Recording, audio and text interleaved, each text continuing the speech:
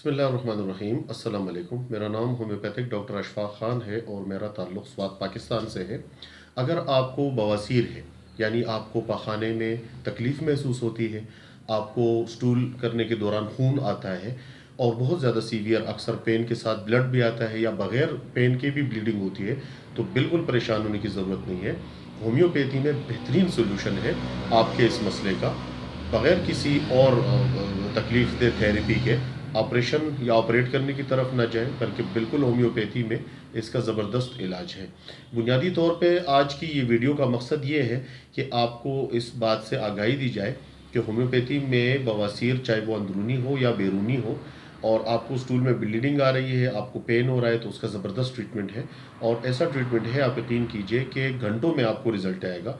With in 24-36 hours या आपको 2 से 3 दिन के अंदर आपको मुकम्मल रिलीफ आ जाएगा और आपकी तकलीफ़ ख़त्म हो जाएगी। सबसे पहले तो हम ये जान लेते हैं कि ज़्यादातर लोग कंफ्यूज होते हैं कि उनको बवासीर की कौन सी किस्म है, उनको पता नहीं होता है और ऐसा कोई टेस्ट भी नहीं है कि जिसके ज़रिए ये डायग्नोस कर सकें। और वो अगर टेस्ट है तो वो भी कोलोनोस्कोपी के होती है, यानी या तो मुआलिज जो है वो फिज़िकली आपकी एग्ज़ामिनेशन करेगा, चेक करेगा, बताएगा आपको इंटरनल है या एक्सटर्नल हेमोराइड है या आपको फिशर है या आपको फिस्टूला है, कौन सा आपको क्या प्रॉब्लम है।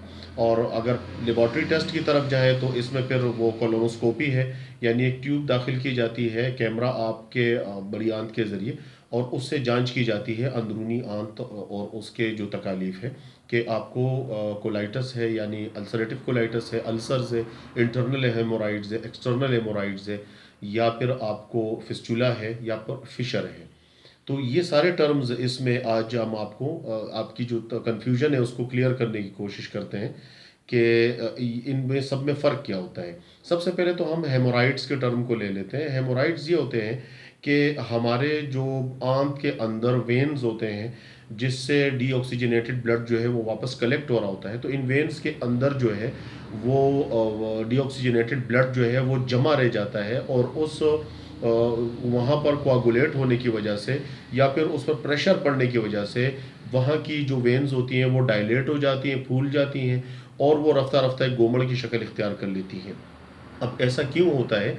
अक्सर इसमें होता ऐसा है कि जब आपके इन वेन्स पर बहुत ज़्यादा प्रेशर पड़ता है, ज़ोर दबाव पड़ता है, तो उसकी वजह से ये वेन्स फूल जाती हैं और रप्चर हो जाती हैं और वहाँ पर वही डीऑक्सीजनेटेड ब्लड जो है वो एक थैलियों की या गोमड़ों की या भारों की शक्ल इख्तियार कर लेता है। और दबाव तब पड़ता है जब अक्सर आपने देखा होगा लोगों को ड्राई कॉन्स्टिपेशन होती है, खुश्क कब्ज़ होता है, उसमें वो स्टूल पास करने के लिए काफ़ी ज़्यादा ज़ोर लगाते हैं और उनके पास टाइम कम होता है, जल्दी से फारिग होने की कोशिश करते हैं, तो ये उनके लिए सबसे बड़ी नुकसानदेह चीज़ होती है कि उनको स्टूल पास नहीं हो रहा होता। वो प्रेशर लगाते हैं और जिसके नतीजे में अंदर जो बारीक छोटी छोटी वेन्स होती हैं वो रप्चर हो जाती हैं और उसमें वही ब्लड जो है वो फिर कोआगुलेट होकर के इस तरह की ये थैलियाँ या गोमड़ की शक्ल इख्तियार कर लेता है। वक्त के साथ साथ फिर इसी गोमड़ में सोर्स पड़ जाते हैं, ज़ख़म हो जाते हैं और इन्फेक्शन की वजह से, और कभी कभार अक्सर जो है जब आप मिर्च मसालेदार ग़िज़ा खाते हैं या आपका पेट ठीक नहीं रहता, तो उस पर फूल जाने की वजह से अक्सर जो है वहाँ से ब्लीडिंग शुरू हो जाती है।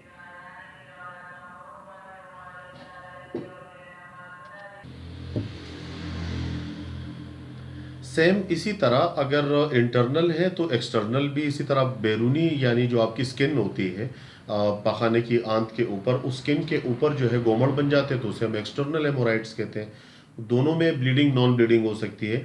बस औक़ात इसमें ब्लीडिंग नहीं होती तो ख़ारिश होती है, इचिंग होती है और काफ़ी अनइवन बंदा फील करता है।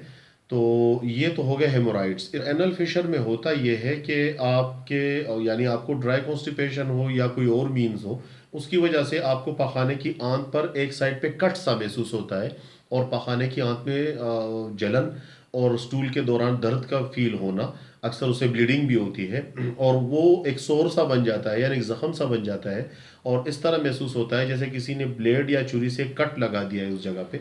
तो इसे हम फिशर कहते हैं और फिशर के लिए भी होम्योपैथिक में बेस्ट मेडिसिन है, बेस्ट इलाज है, बेहतरीन ट्रीटमेंट है।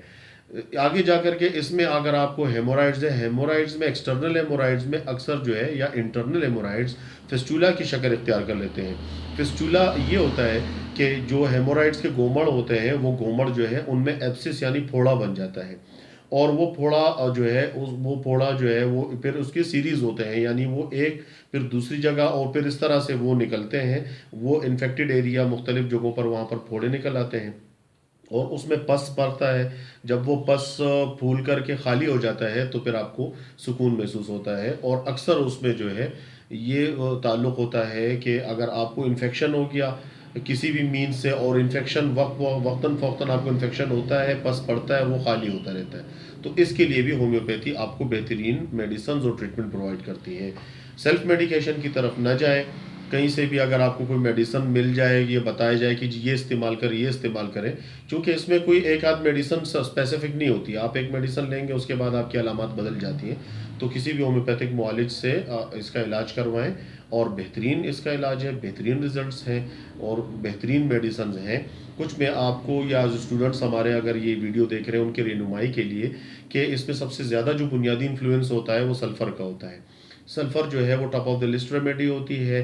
किसी भी आपको हेमोराइड की कोई सी भी किस्म है, चाहे वो आपको इंटरनल है, एक्सटर्नल है, फिशर है, फिस्टूला है, तो उसमें हम सल्फ़र लाजमी, चूँकि ज़्यादातर हमें अलामात सल्फ़र की मिलती हैं, तो इसे सल्फ़र जो है उसे हम किंग रेमेडी कंसिडर करते हैं। इसके बाद फिर इसमें नक्स मीका है, एसिडम न्यूराटिकम है, इसके अलावा इसमें रेटिनिया है, इसमें कॉलिनसोनिया है, इसमें स्क्यूलस हिपोकास्टनम है, और इसके अलावा इसमें पियोनिया ऑफिशिनेल है। तो इसकी पोटेंसी की सिलेक्शन जो है वो अकॉर्डिंग टू द डिजीज़ होती है, कि जितना क्रॉनिक है या एक्यूट है, तो उस हिसाब से फिर रेमेडी की पोटेंसी की सिलेक्शन होती है।